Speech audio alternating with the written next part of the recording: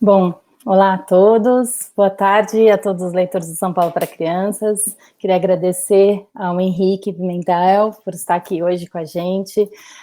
Henrique, o nosso portal ele é dedicado a pais e mães, nós temos mais de 3 milhões de usuários que aí nos acompanham, então são pais e mães, são os nossos principais leitores, eles estão nesse momento, né, além de, claro, saúde, a nossa principal preocupação nesse momento é educação, né? Então, agradeço muito a sua presença aqui com a gente para estar tirando as dúvidas do nosso público. Então, eu vou começar, a primeira pergunta seria sobre na questão de como fica a parte da EAD do setor público, né? Vamos lembrar que 90% dos alunos, né? Acho que o dado é esse, né? 90% mais ou menos dos alunos do estado de São Paulo estão no setor público, que iniciou o EAD no dia 3 de abril, e a partir do dia 22 começa a valer como dia letivo, certo? Contar como presença, né? Então, eu queria que você contasse um pouquinho para a gente como é que está sendo isso. Começou os testes, né, para adaptação dos alunos no sistema de AD via aplicativo e via televisão, via a TV Cultura e todo o sistema que a gente explicou para os leitores, e a gente queria entender como foi essa primeira semana aí, primeiros 10 dias de teste, e como é que vai ser essa questão de controle de presença e avaliações. Legal. Bom, primeiro, bom dia a todos, bom dia a todas, super obrigado pelo convite. Para a gente é super legal ter esses espaços também para prestar, né, contas aí a todo mundo e explicar direitinho como estão funcionando as coisas aqui na rede estadual. E sim, é isso mesmo, hoje a gente tem 3,5 milhões de alunos, né, na rede estadual de São Paulo, né, e mais 3,7 milhões de alunos nas redes municipais, né, então a rede pública de São Paulo, ela é o principal acesso aí à educação de todos os paulistas, né. É importante, eu acho que antes de entrar no EAD, a gente retomar um pouquinho como é que está nosso calendário, que pode ser, acho que é uma preocupação Claro, muito a das questão de famílias, férias que né. mudou no passado, né? Exatamente, exatamente. Então, esse ano a gente está ainda, né, no período das férias. A gente adiantou as férias, né, de julho e também os 2 recessos que a gente tinha, né, um recesso ele era previsto agora para abril, um recesso ele era previsto para outubro, né. Então, esse é o calendário novo da rede estadual. Então, até o dia 20 agora, a gente está de férias, então não tem atividades letivas aos alunos, né. O que isso significa? Que tudo que está sendo oferecido e ofertado pela secretaria e pelas escolas, em muitos casos hoje, não são coisas que contabilizam aí para nota, avaliação, nem nada do tipo. A gente está indo muito mais numa linha de oferecer às famílias este recurso adicional, porque a gente sabe que são férias forçadas, né? E são férias que esses meninos estão em casa, então a gente tem que garantir aí outras fontes de, né, informação, de utilidade aí para essa rotina escolar. E aí que entra o EAD por enquanto, né? O EAD ele é sim uma, e a gente nem está indo muito com o termo EAD, mas mais uma educação mediada por tecnologia, né? Porque não é só o assistir à distância, mas também interagir aí com os professores, interagir com o próprio canal, né, com o centro de mídias. Então é um pouco diferente do que só você remotamente assistir às aulas, né? Mas o EAD, a educação mediada por tecnologia, ela está indo na linha de a partir do dia 20, né, quando a gente retoma as aulas, a gente vai ter conteúdos regulares, né, conteúdos alinhados ao currículo e aos bimestres, aos semestres, sendo oferecidos de múltiplas formas. A principal delas é o Centro de Mídias, né, o Centro de Mídias São Paulo, que é esse aplicativo e também o canal da TV Cultura, como você já mencionou, né, que está passando hoje as aulas de sexto ao nono ano e ensino médio, né? Hoje o Centro de Mídias está dedicado a este público que é a primeira fase, né? Então a gente começou agora no dia 6 os testes já com professores, com alunos, com várias aulas sendo transmitidas. A gente começou com uma aula da professora Débora Garofalo, né? E aí a gente está, desde então, fazendo rodadas e rodadas. A ideia é que tenham conteúdos de todas as disciplinas, né, que esses alunos vão poder acessar e assistir, só que também a gente vai ter a complementação do trabalho que vão ser feitos pelas escolas, que é uma coisa importante também. Então, na semana Seriam que a as gente... apostilas que vão ser recebidas em casa? Exatamente. A gente tem o apoio ao estudo em casa, né, que são apostilas que a gente vai começar a entregar aí para os pais, né, para eles poderem auxiliar os filhos nesse processo, mas também as próprias escolas que já começaram a desenvolver estratégias, né, para trabalhar com seus estudantes vão voltar a fazer isso com a retomada das aulas, né? Então, passar atividade, criar os grupos lá que várias escolas já fizeram, e aí cada unidade escolar vai se organizar para conseguir dar conta disso. É muito importante, eu acho, ressaltar que é a primeira vez que a gente está vivendo esse momento, né? Então, vai exigir bastante aí dos nossos gestores escolares, dos nossos dirigentes, dos nossos professores, né? Então, essas orientações a gente está começando a passar agora, começando não, né? A gente começou no dia 16 a passar para todos eles, para a gente começar esse preparo, né? Para aí sim a gente ter uma estrutura melhor. O que ainda falta, né, que é um ponto importante? O primeiro ao quinto, que vai ter o aplicativo específico do Centro de Mídias para primeiro ao quinto ano, e também para a educação infantil. Lembrando que educação infantil não vai ser da mesma forma, porque educação infantil é uma etapa muito específica, né, que o aluno não vai lá pegar o celular e interagir com o professor no celular, mas a gente pode sim pensar orientações para os pais, por exemplo, né, como literacia familiar, né, ler um livro para o seu filho, ou uma sugestão de atividade que o pai possa fazer com o seu filho, lembrando que nada vai substituir o educador, né, mas na situação que a gente está, dá uma luz aí para os pais conseguirem realizar as atividades em casa com os seus filhos, a gente está encarando como uma possível solução para isso. A gente entende, pelo que a gente está trazendo aqui muito, a nossa ideia é trazer muito a angústia dos pais nesse momento, né? É claro que a gente entende que é uma situação emergencial e que ninguém viveu e que está todo mundo tentando lidar com isso da melhor maneira. Então, nesse momento, o Estado e a Secretaria tentando lidar da melhor maneira, os professores também, e aí do outro lado tem os pais e as crianças também tendo que lidar com isso da melhor maneira. Então, tem muitas dúvidas, né? Então, primeiro, você disse que do primeiro ao quinto ano ainda não tem um aplicativo. Então, nesse momento, esses alunos, mas eles vão receber a apostila, certo? Isso. E a educação infantil também já está recebendo a apostila em casa, está tendo um cadastro para quem não atualizou o cadastro ainda, para receber, estão tendo esse movimento de receber esse material. Dúvidas práticas dos pais. É obrigatório? Tenho que fazer? O que acontece se eu não fizer? Tá. Primeiro sobre o primeiro ao quinto. O aplicativo existe, ele não está público ainda. Então a ideia é que ele chegue junto com o aplicativo do sexto ao terceiro do médio, já na semana que vem com o início das aulas, tá? E aí vão ter conteúdos específicos lá para os meninos de primeiro ao quinto. E aí você tem um apostilado, o Guia de Apoio ao Estudo em Casa, que começa a chegar também nas escolas na semana que vem, e as escolas vão programar as retiradas pela família. Isso tudo eu tô falando para... A família tem que retirar na escola ou vai chegar pelo correio, em casa? A gente vai organizar a retirada nas escolas, mas aí tudo, né, obedecendo... Não ter aglomeração, vai ser agendado com as famílias a retirada. Tá, porque chegou a ter a informação de que seria enviado pelo correio. Então não, vai ser retirado nas escolas. Vai ser retirado nas escolas. Okay. E aí, o que a gente vai fazer? Então, educação infantil também. Educação infantil é uma responsabilidade dos municípios, né? Então, cada rede municipal vai ter que orientar os seus pais de uma maneira, tá? A apostila, a gente também está distribuindo para os municípios, então esse é um ponto importante. A apostila foi feita pela SEDUC do Estado, em parceria com a Prefeitura Municipal de São Paulo e com a Undime.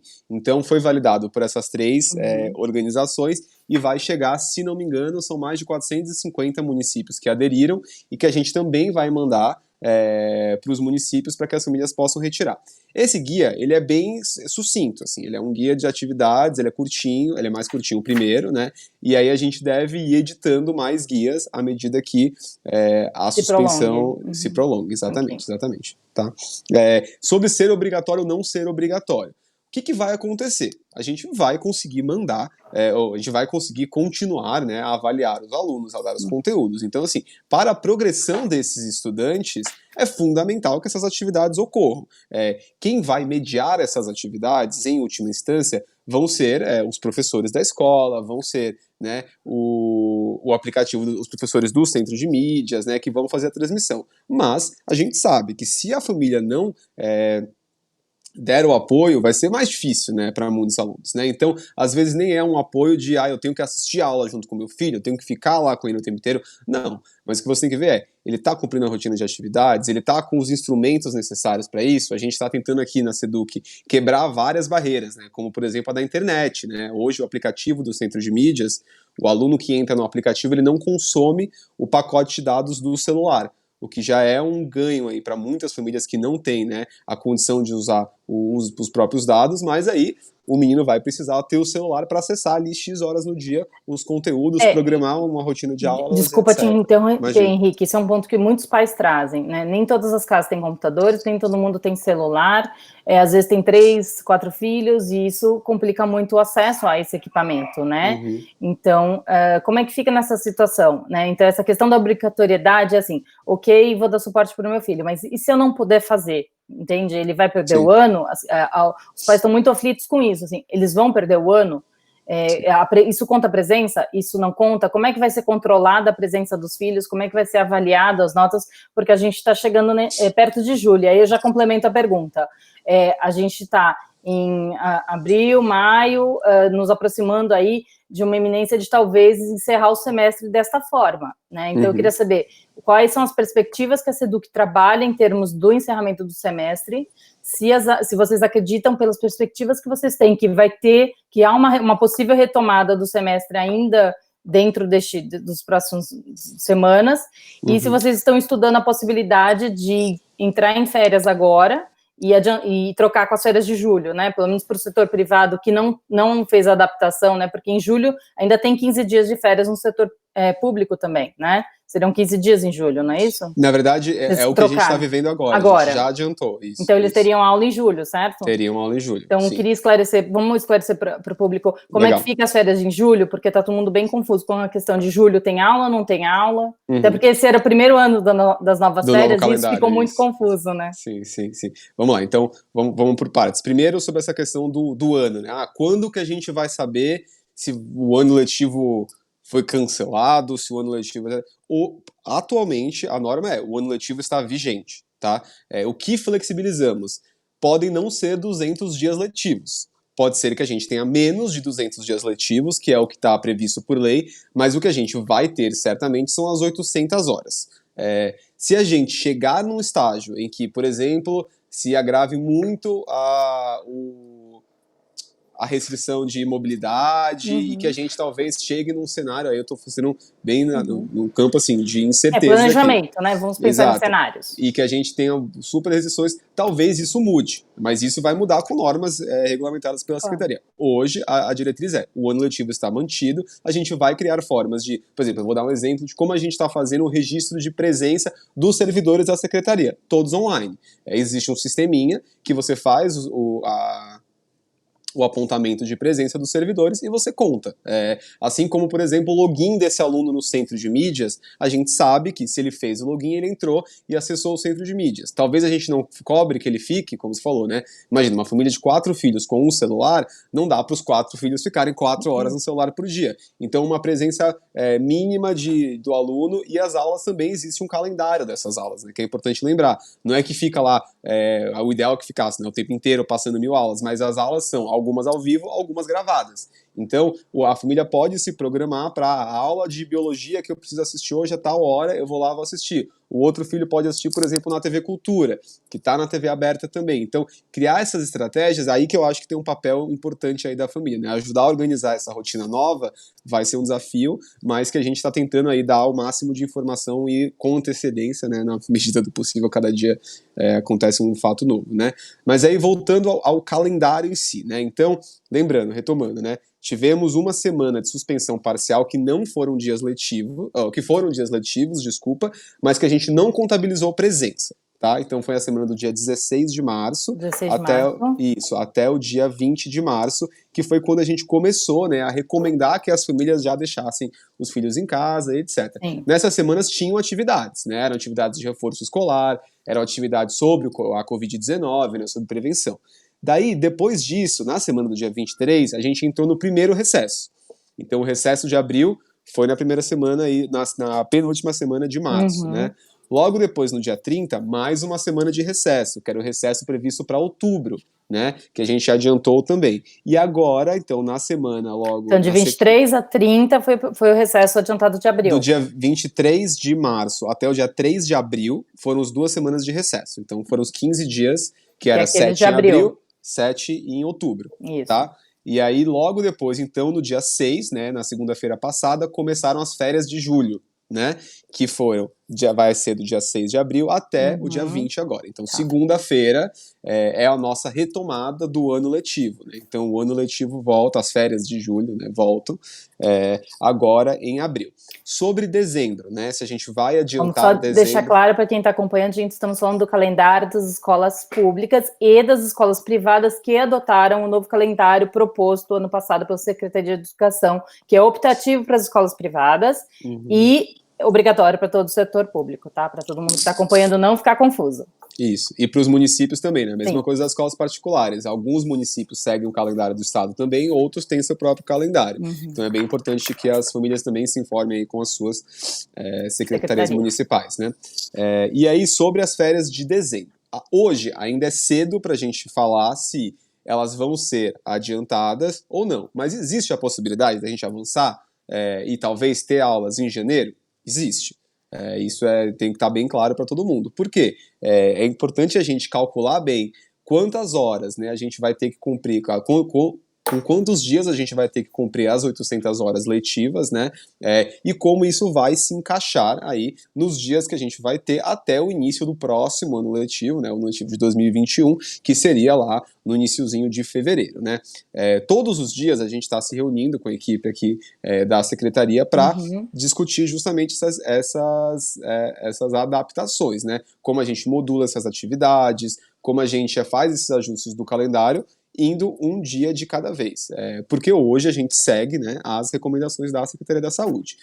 Por enquanto não há uma previsão de quando o ano letivo será, o ano letivo presencialmente, né, nos modelos clássicos, será retomado, e aí semanalmente a Secretaria está atualizando a rede sobre os avanços que a gente tem. Certo.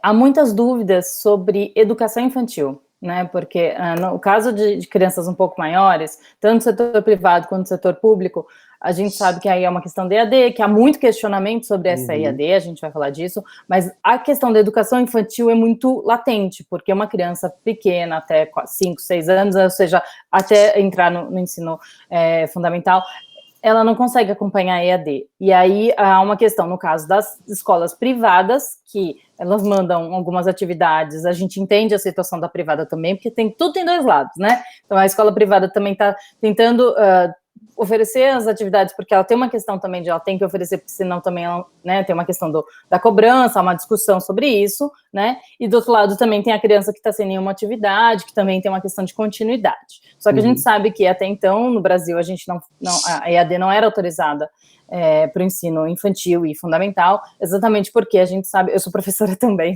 eu fui, antes de ser jornalista, minha formação é em pedagogia, e a gente sabe que o aprendizado é interacional, né? Então a gente sabe que realmente uma dificuldade, é uma situação emergencial. Claro. Como fica a educação infantil nesse cenário, como os pais vão lidar com isso e como as escolas vão poder lidar com isso. Então, assim, a gente sabe que é emergencial. Então, no setor público, por mais que tenha uma apostila de suporte, essas crianças basicamente esse período é um período que elas vão perder esse conteúdo mesmo, e há muitos pais muito preocupados para quem estava naquele último ano, que é o início da alfabetização, e que ano que vem vai ter que encarar o primeiro ano, e aí tem essa transição. Eu acho que esses são os pais que estão mais preocupados, né, porque quem está com 4, ainda tem um ano ainda de recuperação, mas quem está para migrar para o primeiro ano que vem está mais agoniado, e para os pais que estão no ensino privado, além dessa questão da alfabetização, está muito agoniado porque há uma cobrança e não está recebendo a prestação do serviço, porque educação, por mais que seja um serviço que tem uma função social, é uma prestação de serviço. Como é que a Secretaria pode nos orientar nesse sentido? Tá. Primeiro, é importante a gente lembrar, né, só das atribuições, né? Na Secretaria de Educação do Estado, a gente não tem educação infantil, né? A educação infantil é 100% uma responsabilidade dos municípios, né? E foi muito importante o diálogo com a União dos Dirigentes Municipais, né, com a Undime. Eles têm acompanhado bem de perto essa questão e muito amparados pelo Conselho Estadual de Educação, né? Então, o Conselho foi quem teve a deliberação que falava tanto do ensino mediado por tecnologia, quanto também da flexibilização aí dos 200 dias letivos, e já trazia também, né, eles vêm discutindo bastante essa questão da educação infantil. Retomando, né, para a educação infantil, o nosso objetivo aqui, aí falo muito mais como Seduc, oferecendo no aplicativo do Centro de Mídias, na TV Cultura e nos canais que a gente vai ter, o que a gente está pensando sugestões de atividades que os pais possam fazer para que esse conhecimento, né, essas atividades, esse fomento aí ao desenvolvimento dessas crianças, ele consiga ser mantido.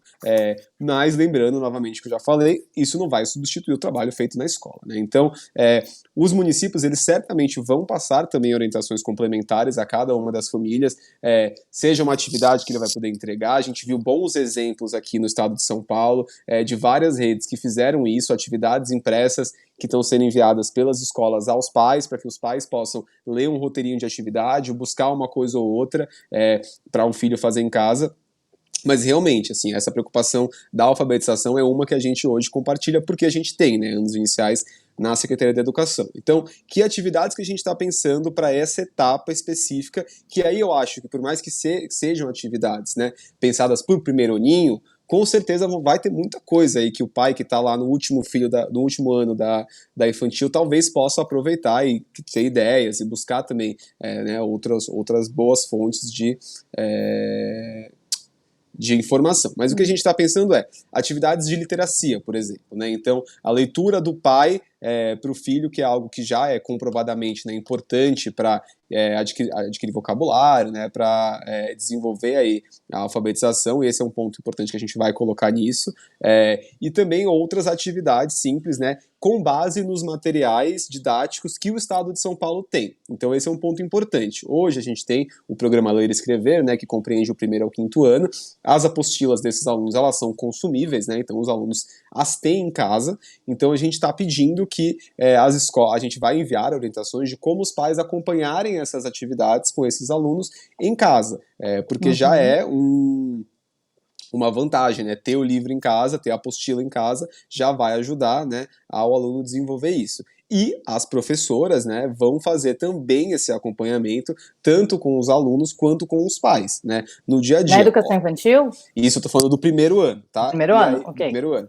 Para a educação infantil, de novo, é difícil para mim me posicionar aqui como Seduco, porque a gente não mas tem como essa você está etapa. participando das discussões, Isso. eu entendo. Então eu imagino que os municípios também sigam essa linha, né? As professoras de educação infantil também devem começar a passar esses mesmos tipos de orientação, porque o que a gente não quer é interromper o desenvolvimento dessas crianças. Acho que isso é um ponto que tem que estar claro, assim, sabe? A gente sabe que não vai ser a mesma coisa, né? Ou pode não ser a mesma coisa do que ela está na sala de aula, porque não é super importante o presencial, o contato, a socialização, tudo isso que a escola... É interessante pensar, né, que a escola não é só um ambiente de que é só na sala de aula que se aprende, né? O aluno aprende com o coleguinha no intervalo, o aluno aprende com a merenda, ele aprende com a merendeira servindo a merenda, com o cheiro da comida, com tudo que tem na escola é um ambiente de aprendizado, né? Então, a gente não está tendo isso hoje, né? É o mais valioso, né? Que é muito valioso, né? Então, e aí como que a gente...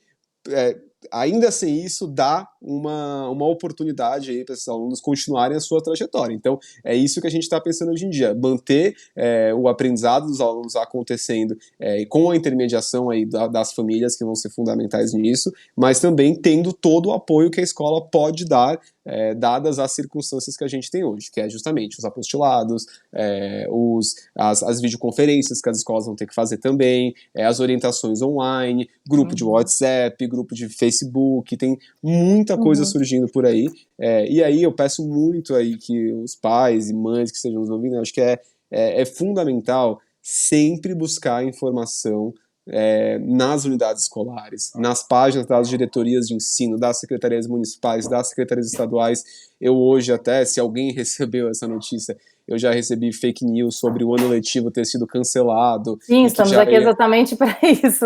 Entendeu? Então, isso é muito, isso cria, assim, imagino se um pai já tá ansioso, ele vê uma notícia dessa, meu Deus do céu, sabe? Tipo, imagina pai de escola particular, né? Já paguei metade do ano letivo e agora, sabe? Cancelou o ano letivo, como é que vai ficar? Então, não acreditem nas coisas que não saem das fontes oficiais, e aí eu falo muito aqui do governo do estado, né? Porque a gente está muito comprometido a dar informação de forma rápida, transparente e ágil para todo mundo, mas a gente precisa que sempre que tiver uma notícia que está parecendo estranha, que não foi confirmada pelo governo do estado, não acredite. Espere que a gente confirme a informação, a gente passe isso para vocês. Não tem nenhum motivo da gente estar segurando informação, sei lá o que. A gente está realmente aqui trabalhando dia a cada dia, né, para conseguir lançar isso, para conseguir lançar essas estratégias para apoiar as famílias nesse processo, que a gente sabe que é bem difícil. A gente entende, Henrique, inclusive o São Paulo para Crianças, ele é uma plataforma premiada pela ONU e parceira, desde dezembro, a gente é parceira oficial da Secretaria de Turismo do Estado de São Paulo, a gente tem muito orgulho disso,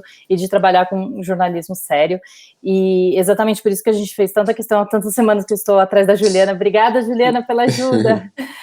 Para conseguir essa entrevista oficial, e fez questão de ser ao vivo, para que os pais, como eu sou mãe, além de ser jornalista, eu sou mãe, então a gente está todo mundo junto nesse barco, e a gente sabe que para o governo é também muito complicado planejar num cenário tão incerto, assim, cada dia as coisas mudam, então como é que você decide que você vai adiantar as férias de dezembro, se você não sabe nem o que vai acontecer amanhã, né? Então é realmente muito complicado fazer um planejamento a longo prazo quando as variáveis são tão incertas. Mas, por outro lado, a gente tem os pais que também estão com muita dificuldade e estão, o que a gente pode ver nos comentários aqui, estão sobrecarregados. Então, há uma outra agonia desse lado, que é, ok, eu quero, claro, todo mundo quer aqui o melhor para os filhos e todo mundo quer ajudar e quer estudar junto, só que há um outro lado que nem sempre eu tenho as ferramentas, nem sempre eu consigo ajudar, a gente não sabe ensinar, né? Veja bem, eu vou dar até eu sou professora, não leciono há muitos anos, é verdade, mas sou professora e eu tenho dificuldade de ajudar os meus 2 filhos em casa, né? Então, não significa que a gente consegue. Então, tem muitos pais com dificuldades em ajudar os filhos a estudar. A ferramenta online é difícil, a gente vê de todos os lados, né? A gente ouve os professores tendo dificuldade, da noite para o dia eles viraram youtubers, estão tendo que lidar com isso, as escolas tendo que investir em tecnologia. Então, eu queria entrar até um pouquinho nessa questão, que é outra dor muito grande de 10% da população, mas de 10% da população que investe no setor privado, né, de ensino, e que a gente sabe que há uma questão de consumidor, de PROCON, a gente também tem conversado com o PROCON, mas eu queria muito uma posição da SEDUC também, porque, de um lado, a gente saiu algumas medidas do Conselho Nacional de Educação também que falou, daquele outro órgão do Ministério da Justiça que falou, evitem pedir negociação com as escolas por uma questão de desarranjo financeiro das escolas. Então a gente ouve assim, tentem buscar um acordo, só que as escolas, de um lado a gente ouve as associações das escolas falando, não dá porque a gente também tem nossos custos, e aí do outro lado os pais perdendo emprego e também perdendo renda. Então, no fim das contas, a gente tem visto que, no fim das contas, os pais acabam sendo, as crianças, no final das contas, são as maiores vítimas de tudo isso, porque os pais estão perdendo renda, estão perdendo emprego, e quem vai ter que tirar os filhos da escola privada são os pais, né, e eles estão numa situação super difícil, porque a escola, negociar, pode pagar no final do ano, mas os pais não sabem se vão ter emprego no final do ano, né, muitos pais já perderam emprego, já perderam a empresa, enfim, muitas empresas fechadas. Então, a gente queria saber como ficam as mensalidades nesse cenário. A gente sabe que teve até a fake news de que o governo vai obrigar a ter uma redução de 30%. A gente tem feito matérias para mostrar que não existe isso, o que existe são projetos de lei tramitando tanto na Câmara Estadual quanto no Senado, propondo aí reduções, mas nada aprovado por enquanto, são discussões, né, então acho que é legal falar sobre isso, que não existe uma determinação governamental, e acho legal explicar para o público quem decide sobre isso, né, de quem que é essa decisão, quem poderia obrigar alguém a dar um desconto, né, que é uma discussão grande. Vamos falar sobre isso? Legal. Ótimo ponto, né, primeiro, como que é normatizado, né, aqui no estado a questão das escolas particulares, né? O Conselho Estadual de Educação, ele emite, né, normativos aí, pareceres e resoluções para as escolas, resoluções validadas pelo secretário estadual, obviamente, né, para as escolas, para o sistema privado, né? E a última notificação que foi emitida foi justamente a questão das 800 horas letivas, né? Então, qual que é a obrigação das escolas estaduais nesse momento? Cumprir as 800 horas letivas, tá? Se a escola particular, ela está com atividades EAD, com atividades apostiladas, que garantam que esses estudantes estão tendo direito às suas horas letivas regulares, né? Ou, por exemplo, se a escola agora adiantou as férias, está cumprindo aí o calendário de férias, ela está agindo, né, em conformidade com o que foi dito pelo Conselho Estadual de Educação. Então essa é a parte número 1, que é a parte pedagógica, né, da coisa, que é onde entra o nosso papel com as escolas particulares. A segunda parte, e aí também a nossa supervisão, né, o Estado ele também supervisiona as escolas particulares através das diretorias de ensino, a gente continua monitorando e supervisionando as escolas estaduais ou as escolas particulares para garantir que elas estão fazendo isso, que elas estão mantendo o ano letivo e passando essas atividades aos alunos, né? Então esse é o ponto número 1. O ponto número 2, que é sobre as mensalidades em si, é aí que entra uma seara que não cabe à Secretaria de Educação do Estado. Cabe sim, como você falou, Câmara, Senado, Assembleia Legislativa, editar proposições legislativas, né, propostas de lei que regulamentem ou mudem algo em torno dessa regulação. Então, para a gente hoje é muito difícil fazer uma colocação sobre tá correto ou tá errado. Isso é uma decisão de mercado, né, uma decisão, se o pai optou, né, pelo serviço particular de ensino, ele também está sujeito à regulação desse setor, que aí não entra muito, né, no caso da Secretaria Estadual de Educação. Mas hoje, a ideia a gente tem que lembrar, né, em todos os casos, né, assim como as secretarias também têm os seus professores que têm que ser mantidos, né, tem a sua estrutura que tem que ser mantida, assim como a gente tem essa mesma como eu posso dizer, organização, né, no Estado, né? Então, os professores continuam contratados, as escolas continuam lá de pé, né? Os impostos continuam a ser pagos. Então, tem tudo isso que eu imagino que para as escolas particulares também seja, né, oneroso e que deve ser mantido. Então, a gente já viu escolas fazendo diversos arranjos hoje para conseguir dar conta, né, dessa nova situação. Mas é importante que as famílias tenham muita clareza de que as escolas têm que manter o ano letivo, tá? Essa é a norma até agora. Então, se tem escola particular que hoje não, a gente vai estender as férias por mais X dias, ou ao invés de 30 dias de férias, eu vou dar 60 dias de férias, ou eu suspendi as aulas por sei lá quanto tempo e eu não passei nenhuma atividade, nenhuma previsão. Isso está errado.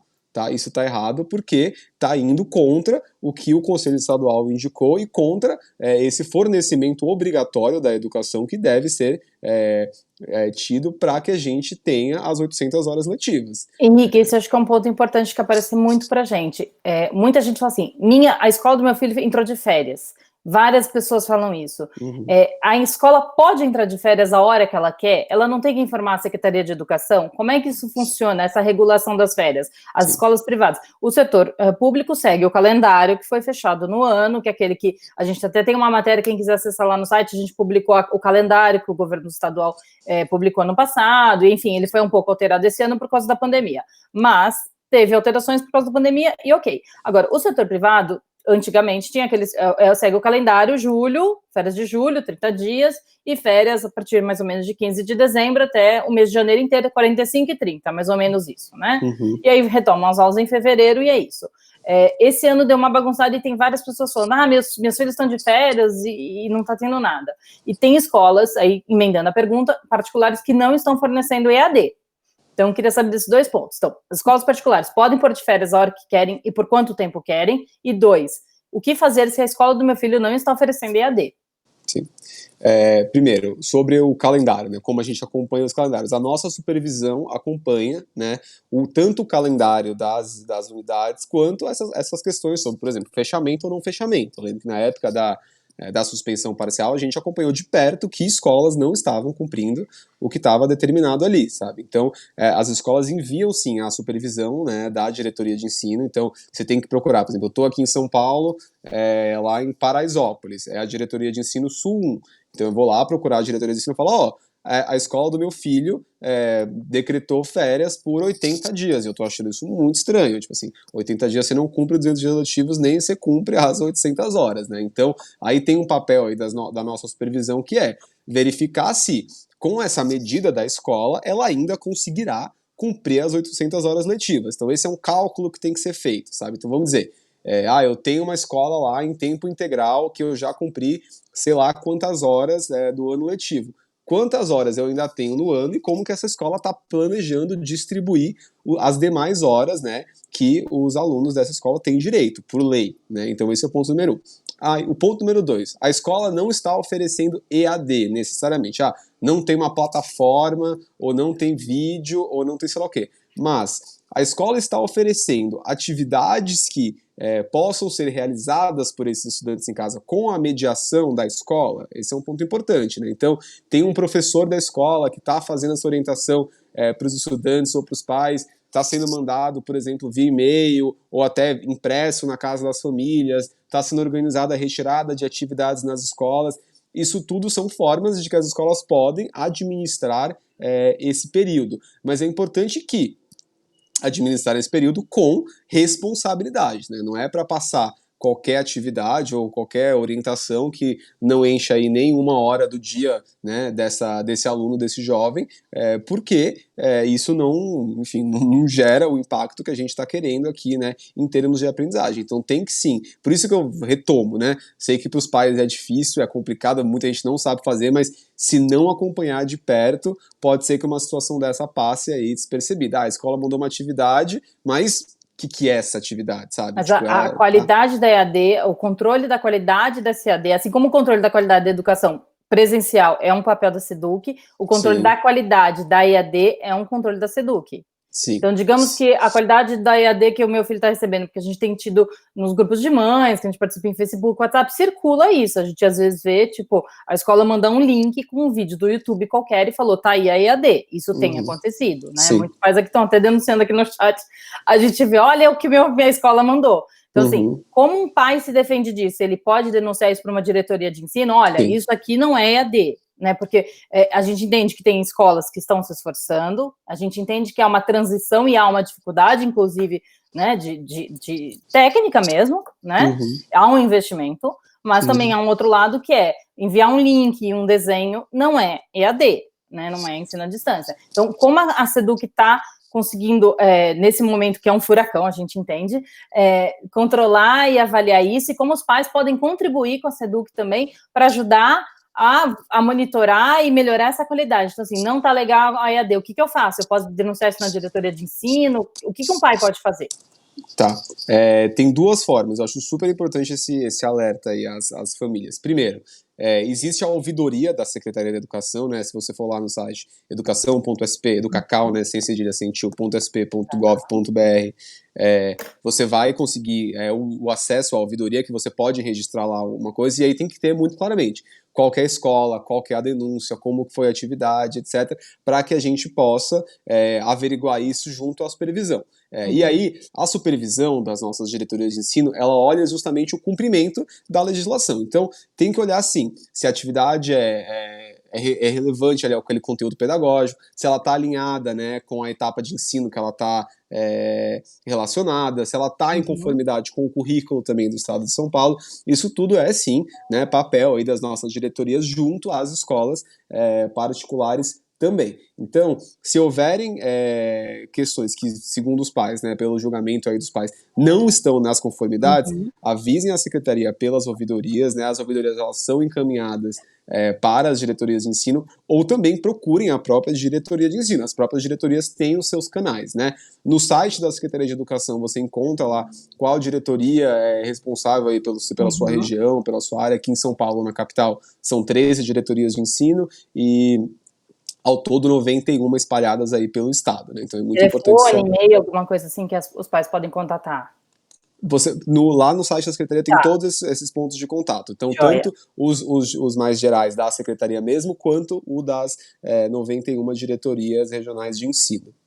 Tá? E aí, nesses canais é onde a gente vai poder tanto investigar essas questões, quanto, se for o caso, né, conversar com a escola, até ter uma medida mais dura aí com a escola, mas é importante também que a gente contar que a gente tem conversado muito, tanto com o sindicato dos estabelecimentos privados de ensino, com as grandes escolas aqui da capital de São Paulo, que também tem muita influência no setor, para pegar o que elas estão fazendo, etc. E tem muita... É importante também fazer um aceno aqui à iniciativa privada, que tem sido muito parceira, tanto do governo quanto da educação como um todo, né? Vários provedores de conteúdo estão liberando seu conteúdo de graça, sim. né? Sem nenhuma taxa para... Tecnologia, né?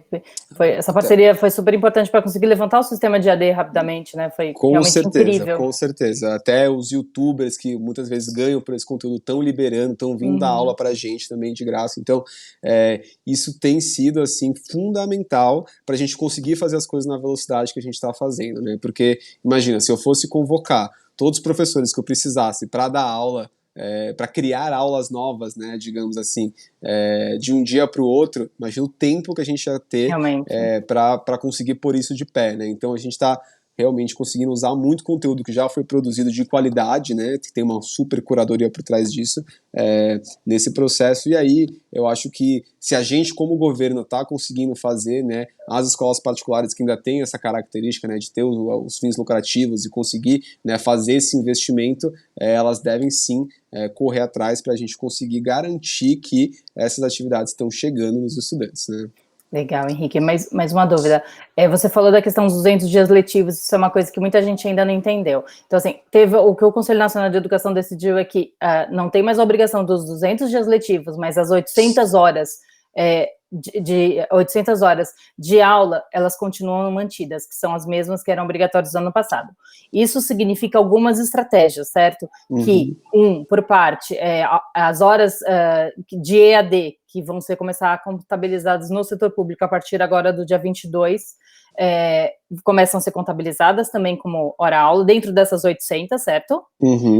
Os pais estão querendo entender como eles têm que fazer check-in no app, como é que o meu filho contabiliza essa hora, né, para contabilizar essa hora para o filho dele, de presença. Sim.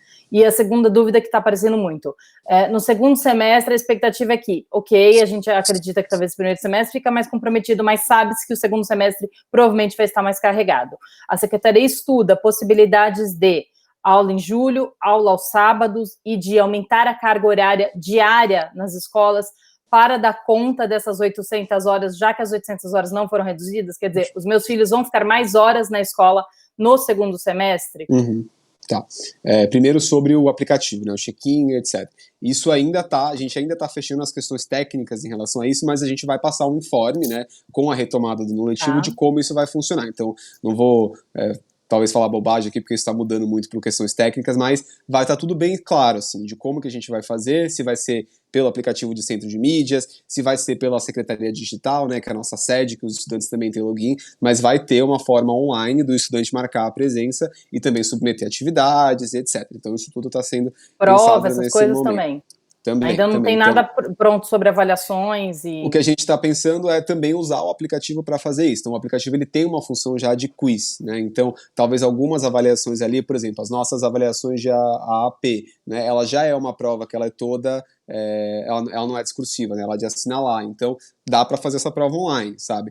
Obviamente, com todo o cuidado para ela ser a prova feita com rigor e etc, mas tem algumas estratégias que a gente já está pensando de uso de tecnologia para, inclusive, manter algumas das avaliações, tá? Mas tem coisas que vão ter que ser submissão mesmo ao professor, enviado por e-mail, etc, que aí os estudantes vão ter que trabalhar isso de uma outra forma, que a gente está ajustando os sistemas para darem conta de fazer isso. Eu esqueci a segunda parte da sua pergunta, desculpa. Não, sobre a questão de se no segundo semestre, como são 800 horas, como é que vai dar conta de todas essas horas, porque só de EAD não vai dar conta. Isso. Quais são as saídas? É aumentar sábado? É aumentar as horas na escola? Quer dizer, as crianças vão ficar integral no segundo semestre? Como é que vai fazer? Primeiro, sobre julho. Digamos que se magicamente a gente se cura da epidemia até segunda-feira, ainda assim não teríamos férias em julho, a gente teria aula em julho. Tá? Vamos ter aula em julho. A gente teria aula em julho se a pandemia acabar antes de julho, terá aula em julho. Isso é um provavelmente fato, teremos tá? aula em julho. Exato. Então, então esse é o ponto número 1. As 800 horas, ser integral ou não ser integral, é impossível a gente colocar todas as escolas do estado de São Paulo integral por uma questão de demanda, né? Oferta e demanda, né? Não tem professor, alimentação, prédio, né? Turmas o suficiente para dar conta disso. Seria nosso sonho, né? O nosso programa prioritário na Secretaria é o ensino integral, né? A gente deu um super aumento, mas não dá conta. Sábados é uma possibilidade, tá? É uma possibilidade, vai ter que ser ajustado. Feriados. Feriados também, feriados municipais, feriados estaduais, isso tudo. A gente observou também esse movimento, né? Tá observando essa discussão no mundo inteiro, na verdade, Claro. né? Sobre como o mundo vai viver esse novo normal, assim, né? Depois disso. O que a gente não quer é perder o ano letivo. Acho que esse é o ponto, né? A gente já viu casos de localidades que perderam o ano letivo, né? Nova York acabou de anunciar, né, que não vai ter ano letivo no ano de 2020, né, eles suspenderam o ano, porque eles estão com a previsão de ir até setembro, né, de suspensão da mobilidade. Como a gente ainda não chegou neste ponto, a gente está criando as estratégias para manter, tem que ser assim, tá? E aí, é muito importante lembrar que o nosso calendário ele já estava apertado, né, ele já ia até 22 de dezembro. Com a nova BNCC, né? Isso, mas São Paulo faz mais do que 800 horas, esse é outro ponto importante a falar. São Paulo a gente sempre focou nos 200 dias e não focava nas 800 horas, então a gente não faz 4 horas de aula por dia no estado. Né? Quantas horas o estado de São Paulo fazia? A gente faz 6 horas de aula por dia. Né? Quantos estudava no ano? Isso dava 6 vezes 200 dias letivos, 1.200 horas. Nossa, quase, né? Chegava, algumas localidades chegava a ser 1.200, né? Com a educação integral mais ainda, né? Porque passa mais tempo na hora. Então, a gente tem uma margem, assim, né? De trabalho aí. Então, a gente vai trabalhar com isso, né? Com esse cumprimento das 800 horas. Talvez seja um ano reduzido, né? Talvez a gente tenha que fazer 4 horas por dia para dar conta de entregar o que a gente tem que entregar. Obviamente, talvez com uma complexidade limitada do que a gente vai poder trabalhar esse ano, mas talvez com os conhecimentos básicos essenciais. O que a gente está pensando para a retomada? Que esse é um ponto importante, né? Os pais ficam preocupados, mas e os conteúdos que meu filho perdeu? Sabe? Tipo assim, como que eu vou recuperar? E o que eu tô dando em EAD que eu não dei direito. Isso exato, né? A gente está organizando que tenha muito forte o reforço escolar.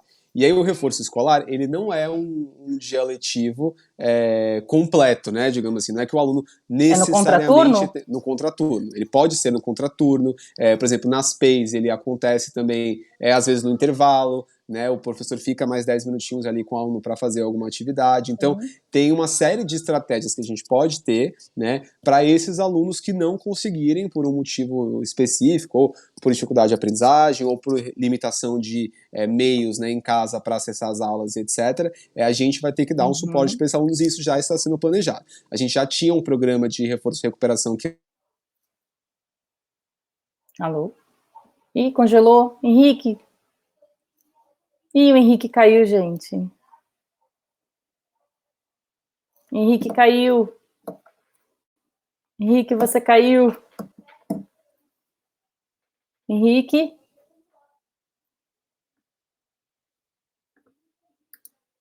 Oi, Henrique, caiu. Oi, imagina, Henrique, voltamos.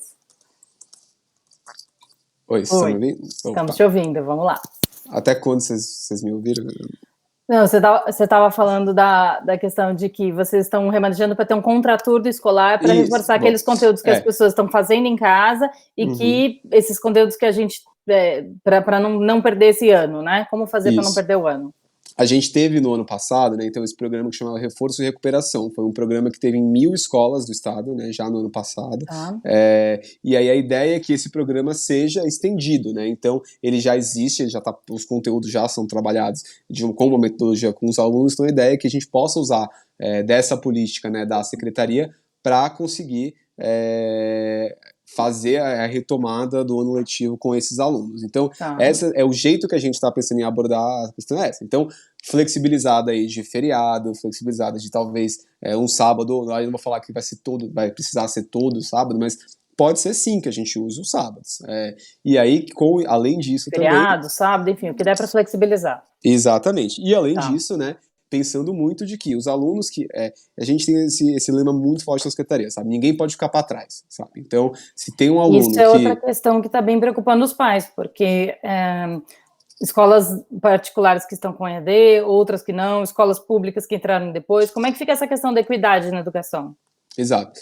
Para a gente, né, do que a gente tem gerência direta na nossa rede, são esses programas, né, e aí o Estado, com a rede particular, obviamente tem toda a questão da supervisão e de fazer essa cobrança, né, da rede privada também, mas a gente também está indo muito na linha de recomendação, né? Então, se a gente está indo nessa abordagem também de trabalhar o reforço, né, de pensar já estratégias para a recuperação dessas aprendizagens, né? Hoje tem uma série de literatura sobre isso, tem vários lugares estudando como fazer isso, e isso vai ser de fundamental importância no processo daqui para frente. Então, a rede privada também tem que pensar nisso, né? Também tem que pensar em como que esses alunos vão ter esse trabalho reforçado aí com a retomada das aulas ou com a retomada das aulas do modo tradicional, né?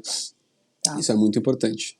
Tá? Tem 2 pontos, acho que eu quero colocar aqui, que tem aparecido aqui. Gente, a gente falou de não cancelar o ano escolar, e aí tem um monte de gente falando, mas em Nova York foi cancelado. Gente, o ano letivo em Nova York é diferente, o ano americano é diferente. Henrique, você quer explicar? Eu acho importante explicar, porque saiu nas notícias esse fim de semana e o pessoal ficou tão alvoroçado. Então é legal a gente explicar que o ano letivo nos Estados Unidos é diferente do brasileiro, né? Exatamente. O ano letivo dos Estados Unidos, ele começa no meio do ano, né? Começa em agosto, mais ou menos, né? Julho, agosto, e ele se estende até o primeiro semestre do ano seguinte, né? Então, o que foi cancelado em Nova York? Foi cancelado o início do ano letivo de 2021, né? Que, tipo, estava previsto lá para começar, né? Em agosto, a suspensão está até setembro, então não tem previsão do início do próximo, né, ano letivo. E as aulas estão suspensas lá mais ou menos desde a mesma época que a gente, né? Eles é como se tivesse acontecido com a gente em novembro, né? Exatamente. É como se a epidemia chegasse para a gente em novembro e aí o ano encerrasse um pouquinho antes, não é isso? Exatamente. Então pode ser até que talvez os Estados Unidos tenham o mesmo calendário que o Brasil ano que vem, né? O ano comece em janeiro, talvez, e acabe em dezembro, né? Isso tudo vai ter que ser adaptado aí de acordo com a pandemia. E é importante que a nossa decisão de suspender ou não o ano letivo vai depender de duas coisas. Do estágio que a pandemia estiver, né, e da orientação que a Secretaria da Saúde passar pra gente de, Sedu, que vocês não vão poder retomar as aulas até X ou até Y, tipo, e aí a gente vai ter essa real noção de como que vai ser esse período. E 2, do cumprimento ou não das horas, tá? Das 800 horas. Se a gente chegar num estágio que a gente perceba que não vai dar para cumprir as 800 horas este ano, ou pelo menos até o início previsto do ano letivo do ano que vem, aí sim vai ser tomada uma decisão sobre a suspensão ou não do ano letivo ou como fazer esse arranjo, tá? Hoje ainda é cedo pra gente divulgar qualquer coisa sobre isso. E aí, acho até legal, né? Quanto mais informação, menos pânico. Então, o que significa suspender um ano letivo ou cancelar um ano letivo? O que significa isso, assim? Tipo, porque tem muita gente falando assim, vou tirar meu filho da escola, vou cancelar, tô pagando escola, não tá tendo aula, vou tirar meu filho da escola. A gente já explicou várias vezes em algumas matérias que, pela lei, no Brasil, os pais são obrigados a manter as crianças em idade escolar. Exato. Você não pode tirar seu filho da escola, não funciona assim. Então, acho legal a gente explicar isso também, esclarecer o que significa a palavra cancelar um ano letivo. Tá.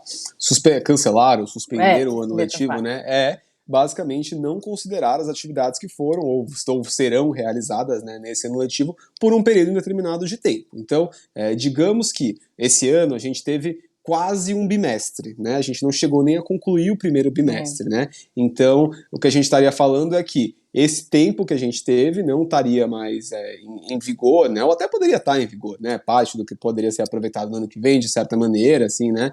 Numa adaptação curricular extraordinária, né? Mas o que a gente estaria falando as avaliações, a progressão dos alunos, né? Prevista para este ano, né? Ela não aconteceria no calendário homologado. Tá? Aí seria um novo calendário homologado, que aí a gente retomaria este ano letivo. E aí eu deixaria de chamar ele do ano letivo de 2020, mas aí eu chamaria de o ano letivo específico que começou em 2020, mas vai terminar em 2000X, digamos assim, sabe? Então não esperaria, por exemplo, o ano que vem. Digamos que a pandemia acaba em setembro. Digamos que não seria em julho ou agosto, mas em agosto as escolas podem reabrir em agosto. Em agosto já é um prazo mais complicado para retomar o ano. Sim, a gente pode fazer um ano letivo. O que rege o ano letivo na prática, né, são as organizações estaduais, né, ou municipais de educação. Então, a gente emite as normas do calendário, né, o decreto, a resolução do calendário e cumpra-se, né. Então, se eu quiser falar, o ano letivo vai ser de agosto a março, eu posso. A gente vai lá e não é um edita ano essa medida. anual, não é uma coisa de janeiro a dezembro, Exato, né? não é exatamente. Assim como, então, a gente tem essa flexibilidade. Portanto que cumpram ou os 200 dias ou as 800 horas, o Estado tem a liberdade de criar o seu ano letivo. Então, aí a gente vai começar a dialogar muito aí com as redes também particulares, né, com as redes municipais também, para a gente ter algo casado, porque para as famílias é importante que essas redes também tenham esse diálogo, porque muita gente tem filho em escola municipal, escola estadual, escola privada, escola pública, então E é não pode importante ter ter 2 essa anos convergência. letivos juntos. Eles não Como podem assim? cruzar. Como assim? Não pode começar um ano letivo sem terminar o outro. Não pode começar no Jamais. motivo terminal. Jamais, Tá. jamais, Então, tá? então, por exemplo, se o seu filho está na primeira série esse ano, digamos que a pandemia vai... Cenários, né? Porque a gente só pode trabalhar com cenários. Agosto, digamos. Vai retomar as aulas em setembro. Aí vocês vão estudar um outro ano letivo e decidir se vai ter um ano letivo ainda dentro deste ano ou se vai resolver para o ano que vem. Isso é toda uma discussão que vai ter que ser analisada, enfim, né? E aí sim continuaria, digamos que o ano letivo começaria em setembro e aí poderia terminar no ano que vem. Fora do Exato. janeiro, dezembro do mesmo ano que a gente está acostumado. Isso. E aí, Tá. por exemplo, a gente, vamos dizer que, digamos, vamos trabalhar com essa hipótese, não? Começamos o ano letivo em agosto. E aí a gente, ou retomamos, né, o ano letivo em agosto. E aí a gente está com esse saldo aqui de X horas, né, que a gente já cumpriu esse ano. Então, as outras horas que a gente vai cumprir serão distribuídas nos próximos meses, né? E aí, acabou esse tempo, talvez a gente tenha férias, ou talvez a gente não tenha férias, vai depender do saldo de férias aí que a gente ainda tem para gastar, começa o próximo ano letivo, né? Então, é assim que funciona, né? Ele tem que ser sequencial, né? Porque tem uma série de cumprimentos que a gente tem que ter para garantir isso. Tá. Outra pergunta muito frequente. Posso tirar meu filho da escola privada e colocar na escola pública no meio do ano? No meio da pandemia? Bom, a escola pública, a gente tem a obrigação de aceitar toda e qualquer matrícula, né? Então, se a opção do pai é fazer isso, ele está amparado pelo setor público, né? A gente universalizou a educação, né? Então, vai ter vagas? Tem é uma vaga preocupação para de todo mundo. O setor Pode público vai não estar ter pronto para receber essa demanda, porque muitos pais perderam emprego, a renda, né, a gente está preparado aí para uma queda de 6% do PIB, que são as estimativas, então a gente sabe que vai ter uma migração de alunos do setor privado para o setor público. Vocês já estão estimando essa migração, estão pensando aí como atender essa demanda que vai vir, e as pessoas estão perguntando aqui, eu posso fazer isso? Pode ser feito no meio do ano? Eu tenho que esperar? Qual que é a regra? Assim, posso tirar agora? Tem que esperar? Como é que funciona? Legalmente você pode, né? O Estado, como eu falei, o Estado tem vaga, né, para todo mundo. Pode não ter, talvez, na escola mais próxima da sua casa, mas vai ter alguma escola que possa atender ao seu filho. É o melhor para o seu filho, em termos de aprendizagem, em termos de progressão? Acredito que não, tá? É importante que as transições sejam feitas no momento correto, né? A gente sabe que, enfim, tem família passando por dificuldade, que vai ser importante, vai precisar, e aí tudo bem, né? E aí a família tem que tomar essa decisão. Mas o ideal é que as crianças concluam seus anos letivos, né? Ou nas unidades, ou nas escolas, sejam públicas ou particulares, onde elas estão matriculadas, tá? Esse é um ponto importante. Então, mas hoje, se tiver necessidade, vai ter isso. Como que vai ser a matrícula, né? A gente está pedindo para as diretorias de ensino orientarem as famílias que a matrícula também vai ser online, né? A primeira matrícula, geralmente, ela é presencial nas escolas, mas com essa redução, né, de atendimento, de pessoas presencialmente na escola, lembrando que as escolas, elas estão funcionando só de 10 às 16 horas, e qualquer tipo de atendimento ao público, ele é só mediante agendamento, tá? Então esse é um ponto muito importante. Então aí a matrícula, nesses casos que tiverem de novas escolas, de novas matrículas nas escolas públicas, eles vão acontecer também de forma online para evitar que isso aconteça. Mas sim, tem vaga, tem direito, né? E quem quiser pode fazer. Pedagogicamente, não sei se é a melhor solução hoje para esses casos, e aí cada família vai poder fazer seu julgamento. Não. Tem muitas perguntas sobre custos extras no setor privado, né? Eu sei que você falou que a questão da SEDUC não é o papel da SEDUC, mas uma orientação nesse sentido, a gente ainda vai conversar com o PROCON, vamos falar com outros órgãos até para ajudar os pais nesse sentido, mas o transporte escolar é uma preocupação grande de muitos pais, porque muitos pais, inclusive do setor público, pagam transporte escolar. E o PROCON nos orientou a converse e negocie caso a caso. A questão é que o transporte escolar fala, eu preciso que você me pague, a escola Uhum. fala que precisa que a gente pague, e o pai, nessa situação que perdeu o emprego e tal, fica numa situação muito delicada. O que o pai pode fazer nesse momento? Ele pode não pagar? É uma Sim. questão, claro, de negociação, contratação privada, a gente entende, mas nesse momento, o que um pai pode fazer? Ele pode não pagar o transporte escolar? Uhum. Bom, essa, de novo, né, essa é uma situação que a SEDUC também não tem uma orientação formal, porque não é o que nos tange, né, Claro. mas o que eu posso explicar é como a gente fez o nosso processo, né, em termos a transporte escolar e alimentação escolar também. A alimentação Porque a escolar, SEDUC contrata também, né, transporte isso, a escolar gente e contrata, a alimentação para gente boa parte das crianças. exato, a gente tem que fornecer, né, se a criança mora mais a uma determinada distância da escola, ela tem o direito ao transporte e à alimentação escolar também. A alimentação escolar a gente só está fornecendo para as famílias em situação de vulnerabilidade social, né, então as Que famílias é os aí 20%, né, gente? são 732 mil estudantes, né, hoje que estão sendo beneficiados com isso, e a gente também, o transporte escolar, ele está suspenso, né, a gente não está contratando as empresas de transporte escolar, porque é um serviço que não está sendo prestado, né, a gente entende que é um dificultor aí, né, porque isso é uma geração de renda para uma série de pessoas, uma série de empresas, e é muito complicado ter esses contratos suspensos, mas hoje, legalmente, a Secretaria de Educação não pode pagar essas empresas. Sobre, então, o caso da família que tem esse fornecimento, até famílias de escolas, em escolas públicas, né, que tem o transporte. Essa orientação do PROCON vai ter que ser negociado caso a Caso a caso, caso. porque é um regimento contratual privado, né? Então vai ter que ser essa negociação feita com os peroeiros, com as empresas, porque não é um momento muito peculiar, né, em particular aqui, que a gente está vivendo. Última pergunta, Jura.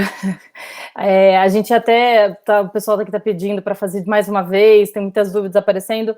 Vou finalizar com essa pergunta, que é as crianças com deficiência, né, com necessidades especiais, como fica nessa situação da EAD? Porque tanto no setor público quanto no setor privado, a criança com alguma necessidade especial, ela fica mais complicado para esses pais lidar com o ensino à distância.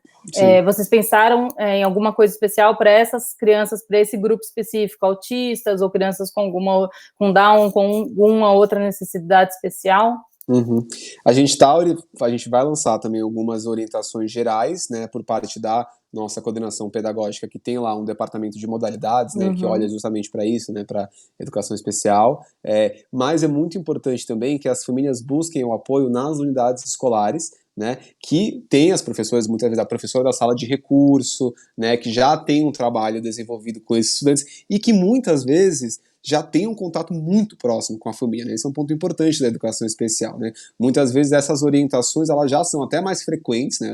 Essa coisa meio à distância, assim, ela já é mais frequente porque muitas vezes as famílias já precisam de mais orientações de como trabalhar esse estudante, né? Dentro do ambiente escolar. Então, as professoras da sala de recurso vão ter um papel muito fundamental nisso, juntamente com a direção da escola, que vão passar as orientações, mas a SEDUC deve também passar coisas específicas. Mas é importante falar que o estudante de educação especial matriculado regularmente na rede estadual, ele faz parte da rede estadual. Então, tudo que sair da rede estadual também diz respeito a esse estudante em específico. Obviamente, com orientações específicas de como desenvolver o trabalho, que é diferenciado, né, muitas vezes, especialmente para as crianças com alguma dificuldade intelectual, né?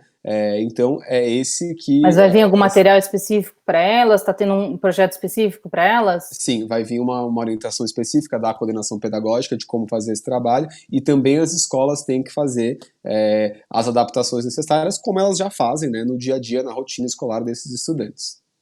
Tá. No caso dos contatos, os pais estão falando que as secretarias estão fechadas, que não estão conseguindo falar com as escolas, para todas essas dúvidas. Eu tenho filho, como é que eu falo com a professora? Como é que ficam esses contatos? Sim. As escolas, elas estão fechadas fisicamente, mas, por exemplo, as escolas foram orientadas a encaminhar as famílias qual o telefone que elas estão atendendo, qual que são os canais de comunicação via e-mail, WhatsApp, por exemplo. Isso tudo está sendo... foi um pedido uma orientação nossa às escolas que isso deve estar sendo feito. Todas as escolas privadas e públicas têm que ter canais de atendimento. Tem que ter canais de atendimento. Tem que estar atendendo, coordenação, secretaria de professores, tem que estar dando informações e tem que estar atendendo aos pais. Com Os certeza. alunos e tal. Com certeza. As escolas têm esse papel e têm que estar atendendo todo mundo nesse momento. Pode não ser presencialmente, tá? Esse é um ponto. As escolas Ok. nossas do estado de São Paulo, elas funcionam agora de 10 às 16, tá? Com atendimento presencial somente agendado. Tá? Uhum. Então, se tem uma coisa muito específica que o pai não tem como fazer, que não ser que ele vá lá, aí você liga na direção da escola, marca com o diretor, com o coordenador, seja lá quem for, e aí você vai fazer. Vão ter algumas coisas que os pais vão ser chamados às escolas, como, por Ok. exemplo, para retirar atividade, para retirar alguma coisa que seja necessário, mas muito pontualmente, tá? Mas é importante que usem muito os canais de comunicação, como e-mail, página, tem escola que tem página do Facebook, Sim. site, grupo do WhatsApp, WhatsApp. tudo isso são as formas mais ágeis hoje de comunicação que a gente tem com as unidades escolares. Ok, Henrique.